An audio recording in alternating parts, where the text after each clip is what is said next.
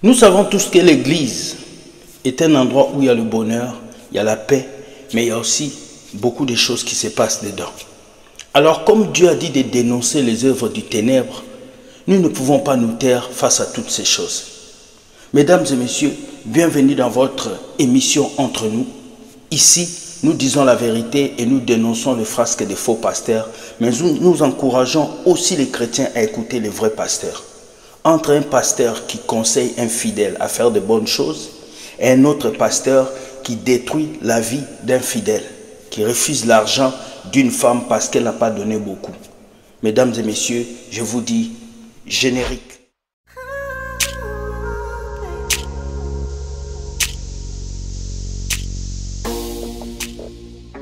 Hello. La Bible nous parle de Jésus lorsqu'il était dans le temple. Il avait vu une femme qui était en train de mettre ses pièces. Alors Jésus avait dit, cette femme a mis la dernière pièce qu'elle avait entre ses mains. Jésus a observé cette femme et il a vu que cette femme avait mis la dernière, tout ce qu'elle avait. Jésus n'avait pas jugé la poche de cette femme. Jésus n'avait pas jugé la manière dont cette femme faisait. Et quand nous regardons dans la Bible, Paul nous a dit de donner selon notre cœur. On ne doit pas nous imposer une somme d'argent. Mais regardez la première vidéo de ce pasteur qui est au Congo. Ce pasteur qui se croit tout permis et qui fait ceci à notre maman. Regardez. Et puis tout le monde est en franc congolais. Moi je ne suis pas pauvre. Des offrandes il faut de nos pasteurs pauvres. Des offrandes il faut de nos pasteurs pauvres. Des offrandes comme ça, il faut de nos pasteurs pauvres. Acher, on a des cassans qui aiment voter, Longwa. Ama cassans qui aiment voter. Il faut que nous prenions vie dans notre bayaser. Mais les cassans qui aiment voter, moi, nous ne pouvons pas payer. Nous allons prier, ce que tu veux savoir. Nous allons cassans qui aiment voter. Nous allons payer Baïdou, Azawan, Esaba John, la situation va ensemble. Écoutez, on reçoit thé. Na reçoit thé. Na oyoka peti. Jamais. Lisolo amotema kumam. Papa Yahweh kuma. Papa Yesu ni bakuma lamu.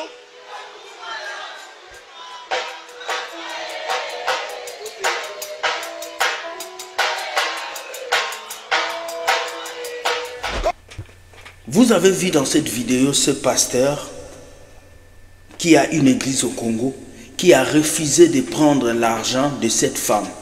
Pour quel motif? Parce que cet argent est peu. Parce que l'argent de la dame est peu. Et qu'est-ce qu'il dit? Ça c'est l'argent pour les autres pasteurs. Moi je ne suis pas pauvre. Va donner ça au petit pasteur. De un déjà c'est l'orgueil. De deux c'est la destruction. Et aucune personne dans cette salle peut s'élever pour corriger ce pasteur. Mais quand nous venons parler de ces choses, vous allez dire que nous sommes méchants, nous sommes mauvais.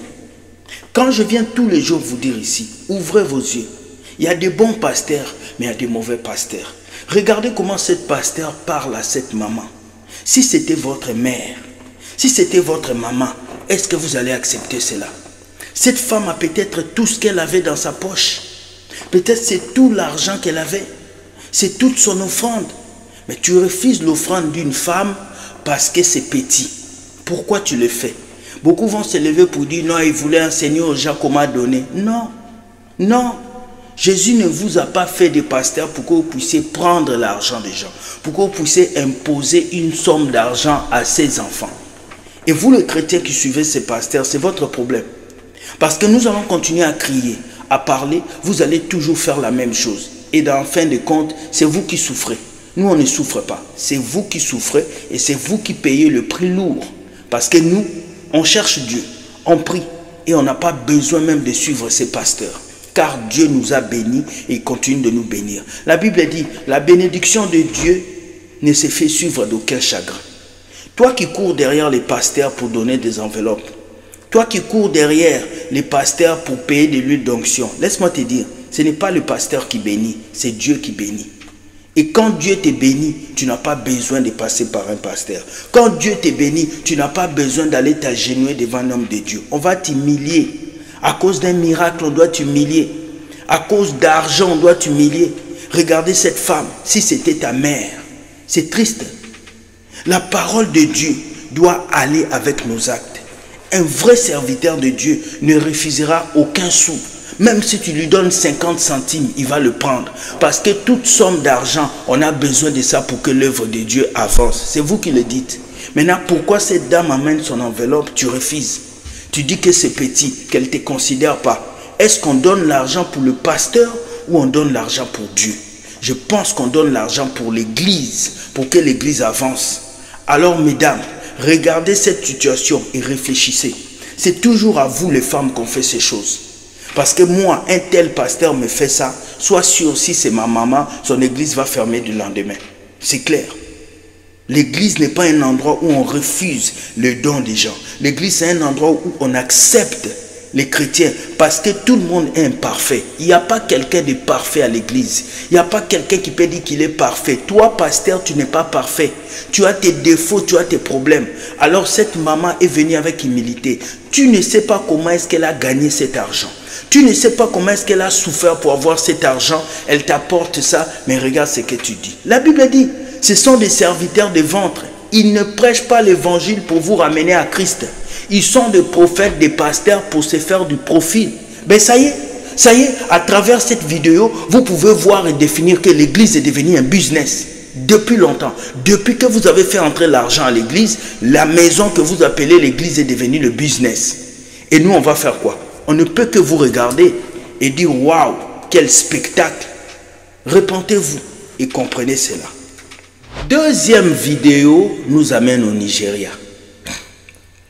L'un des pasteurs les plus controversés de l'histoire de l'évangile au Nigeria. C'est un pasteur qui choudine tous les autres pasteurs. Lui, il est pasteur, mais il n'a pas le même message que les autres pasteurs. Parce que lui, il dit, un chrétien, de payer l'huile d'onction pour réussir. Tu n'as pas besoin de savants prophétiques pour réussir. Les Elon Musk, les Bill Gates, ils ont payé quel dîme? Ils ont quel pasteur? Mais vous, on vous trompe depuis des années. Tu dois faire ceci, tu dois faire cela pour que tu puisses prospérer. Mais c'est faux. Écoutez ce que ce pasteur va donner comme conseil à ses fidèles. Mais aussi que les conseils de ce pasteur puissent vous toucher, vous, et que vous puissiez comprendre entre la différence entre un pasteur qui sert Dieu et un pasteur qui sert sa poche. Écoutez ces conseils. Does God send like miracle money? Is there anything like that? There's nothing like miracle money. Because miracle money will mean that God produced naira outside of central bank, which makes him a criminal. Okay? But you can believe God for miracles, and the miracles will come through men. God will use men, touch men, create circumstances that gives you opportunity to make money amongst men. So yes, you can pray for a miracle. You can pray for direction. You can pray for ideas. You can pray for favor. But ultimately, you will have to take the step, go out, get a business, get a job, get a career, develop a skill through which this miracle will find expression. Jesus didn't multiply bread and fish until somebody gave him a piece of it. So you must have something you're doing through which God's miracle power can find expression. Would believers get money? Do business. Register a company. Get an investment. Get a job. Develop new skills. Right now, the IT world is where you make money. Serious money. So if you're not skilled in the IT world, you may want to register quickly. Spend the next 3 to 6 months developing skills in IT, in technology, and begin to position for global wealth. It doesn't come by prayer.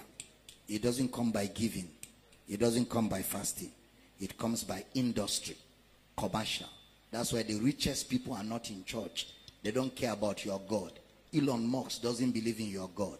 He just bought Twitter, 44 billion US dollars, one man. He doesn't believe in your God. Okay? The other guy, the second to Elon Musk, Jeff Bezos, just looked at one broadcaster and dashed him $100 million. He said, I like you. Take it. Those guys don't care about your God.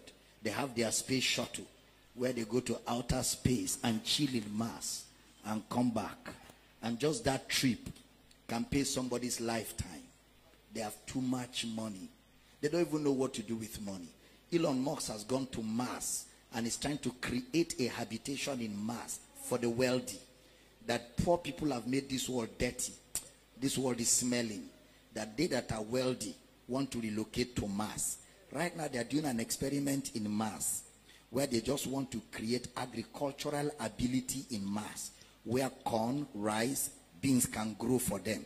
Then they will build houses in Mars and they will be going there with space shuttle to chill. Once in a while, come here to see us and go back. So, sir, can I now ask you, are you now telling us, sir, sorry. Watch. Sir. Let me finish. I will forgive you. So, watch this. Those guys don't care about God, but they have money. That is to say. Sorry. Watch. Let me finish. I will forgive you. So, watch this. Those guys don't care about God, but they have money. That is to say, you don't need God to make money. You just need a good head on your neck to make good money. Are you understanding? Wealth is not for the church. Wealth is for human beings because God loved man. So he created a planet where all of us can have equal opportunities to make money. That's why when we went to school, we used the same textbook, the same exercise book with unbelievers. But Christians' religion has clouded our thinking so that we're not able to compete well with others in the marketplace.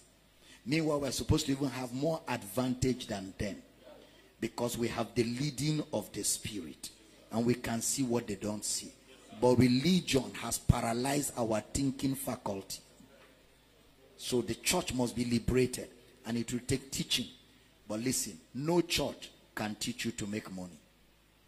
No church. Our message is salvation through faith, which is in Christ. Money, go out there. Get a mentor. Develop a skill. He may not be a believer. He may be an unbeliever. But if he's good in it, let him train you and show you the ropes. Go in there, make the money. And when you make it, remember me.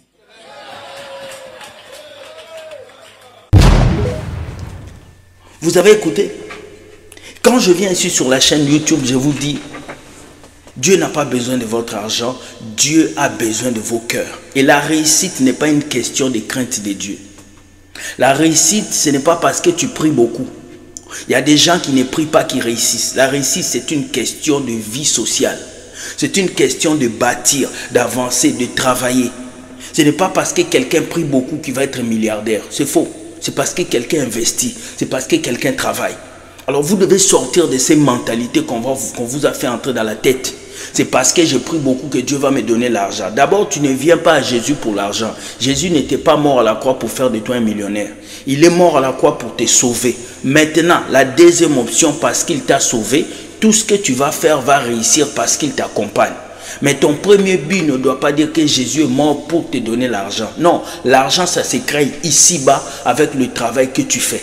Chrétiens, ouvrez vos yeux et comprenez ceci. La prédication que plusieurs pasteurs vous ont prêchée a été biaisée et remplie de fausseté. Parce que vous ont fait croire que viens à Jésus, tu auras la voiture.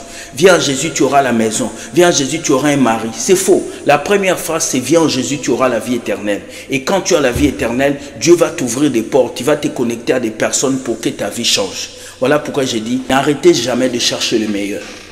Parce que quand tu cherches le meilleur, tu avances. Quand tu cherches le meilleur, tu vas de l'avant.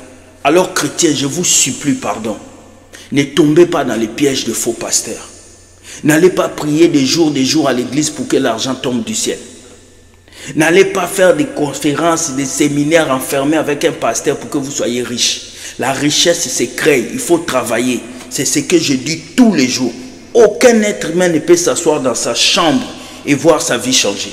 Aucun ange ne descendra du ciel pour te donner quelque chose. Tu dois te battre et il faut le savoir. C'est une vérité incontestable. Ces pasteurs-là vous mentent Alors ce pasteur vous a donné des idées, on lui a posé des questions, vous a dit, le miracle monnaie, c'est du bêtise. Le miracle monnaie, c'est n'importe quoi. Tout prophète qui fait du miracle monnaie, c'est un sorcier, c'est un vampire, c'est un mauvais. Toute personne qui fait le miracle monnaie, c'est un vampire, c'est un sorcier. Alors vous devez le comprendre et vous devez savoir comment faire pour avancer. Soyez bénis, que Dieu vous garde et qu'il puisse vous bénir. Likez cette vidéo et dites-moi ce que vous pensez entre la différence entre la première vidéo et la deuxième. Vous voyez le faux pasteur, il va toujours vouloir vous bouffer l'argent. Le vrai pasteur, il va toujours vous enseigner comment vous devez garder votre argent et comment vous devez l'exploiter, comment vous devez rester avec Jésus. Faites cette différence entre ces deux pasteurs et cela va vous permettre d'avancer. Bonne journée, soyez bénis et que Dieu vous garde. Je vous dis bye bye. Dieu gagne toujours. Et ne perdez pas la foi. Gardez Jésus en vous car il revient bientôt. Bye bye, ciao. Et sachez que je vous aime beaucoup, beaucoup, beaucoup.